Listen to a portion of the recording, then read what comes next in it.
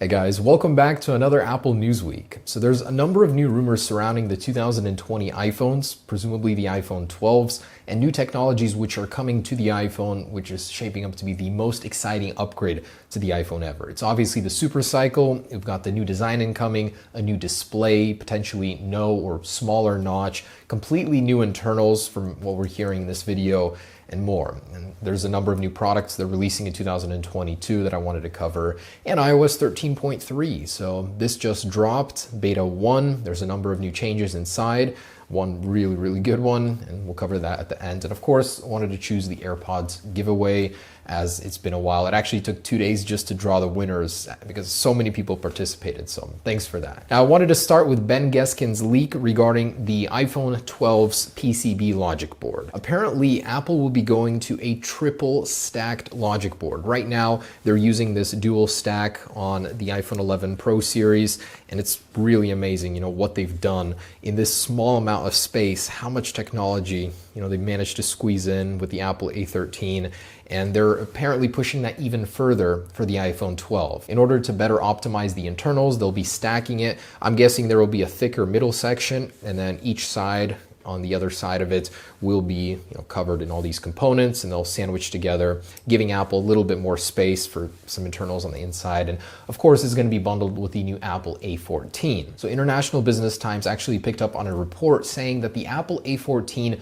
will indeed be 5 nanometers. So TSMC is pushing hard to make that a reality, and it's very likely that they will make good time in order to put this in Apple's new Super Cycle iPhone. The fact that it's going to be 5 nanometers is just profound. I mean, next to the original iPhones at 90 nanometers, Apple has sure come a long way, and reportedly in the future, TSMC is going down to 3 nanometers, is what they think is possible at this point in time. And in conjunction to that, Nikkei Asian Review published a large report on Apple's intentions with the 2020 iPhones, and inside, after talking to several leading industry sources, they're saying that Apple will be including Qualcomm's new X55 5G modem in all 3 new iPhones in 2020.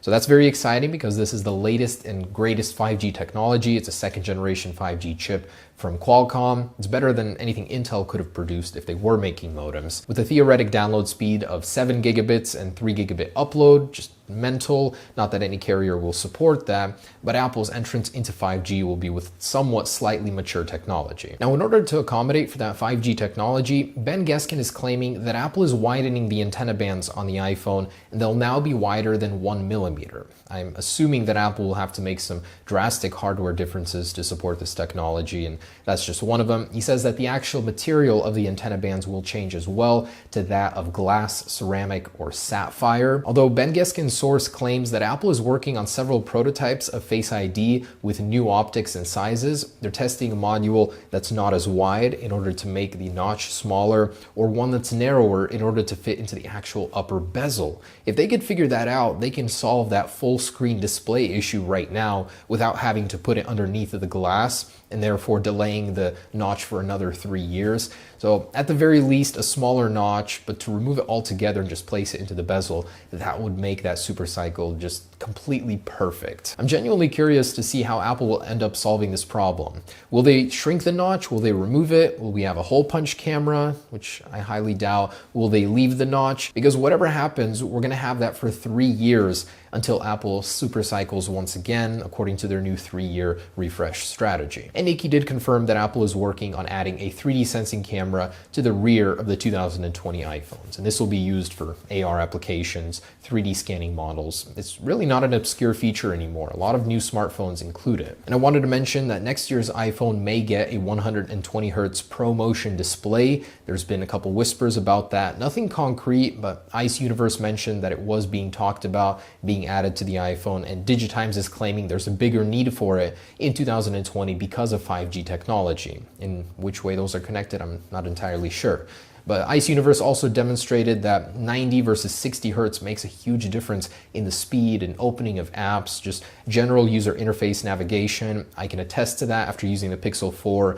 It feels really good just to do basic things. I'm sure it'll kill battery life even faster. I don't care, I want it. Also, an earlier report from the Elec claims that Apple will be using an LTPO display in future iPhones. It's the same display that the Apple Watch Series 5 got in order to enable that always-on display mode, with a 1 Hz refresh rate. It takes up more battery life, but it would allow for complications and always on apps on the iPhone. Just the possibilities would really be cool here. And also what gives me hope regarding ProMotion on the iPhone is that Samsung just created their Exynos 990 processor, and inside they added a dedicated driver to manage 120 Hz displays. This means that Samsung will be producing these displays likely soon, and Apple sources their displays from Samsung, at least a very large chunk of them, which means that there could be some sort of interaction between the two in the future with that technology. I certainly hope so. And something interesting I found regarding Samsung is that they will no longer be producing their own custom CPU cores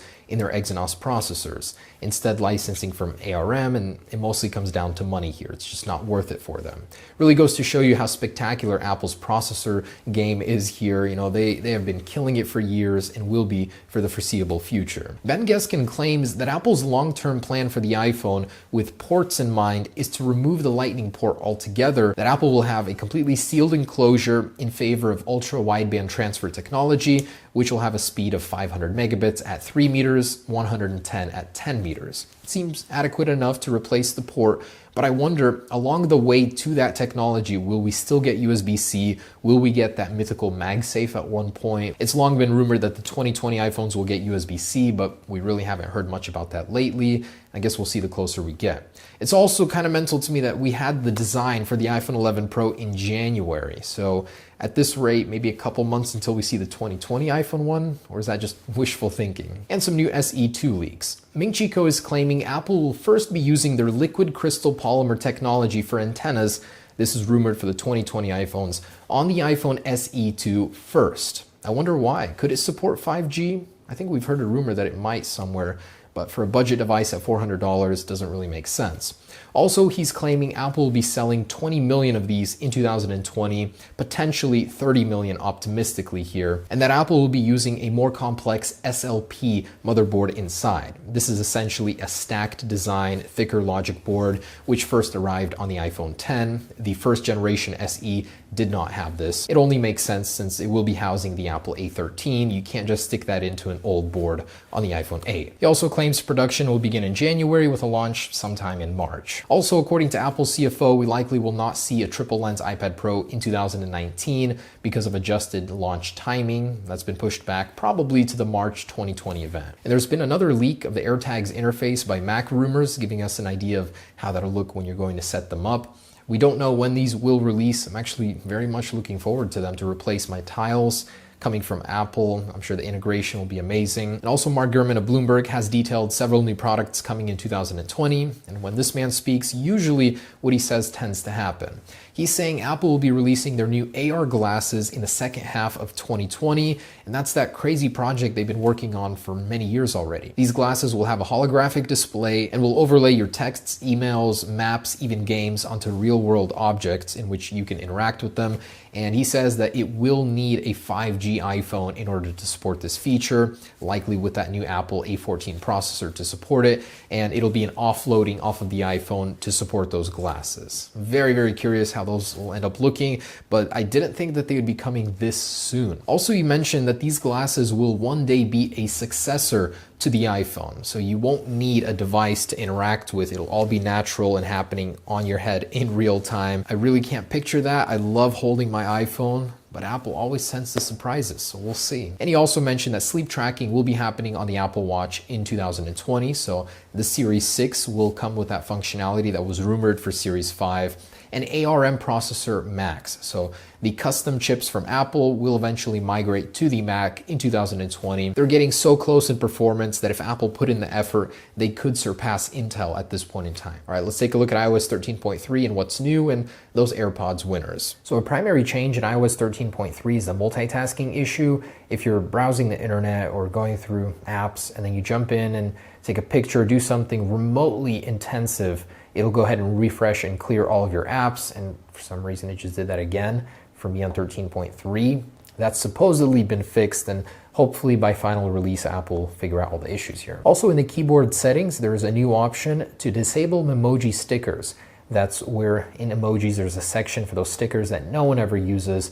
Now you don't have to tolerate those in your view. The Apple Watch icon now features a silver insert in the crown, where before it was solid black. And now in screen time, there's a new section for communication limits. Control those here. And on iPads, they properly support the Beats Solo Pro with the controls now. Previously, you did not have any of this, just a generic Bluetooth icon with noise control off. And lastly, AirPod winners.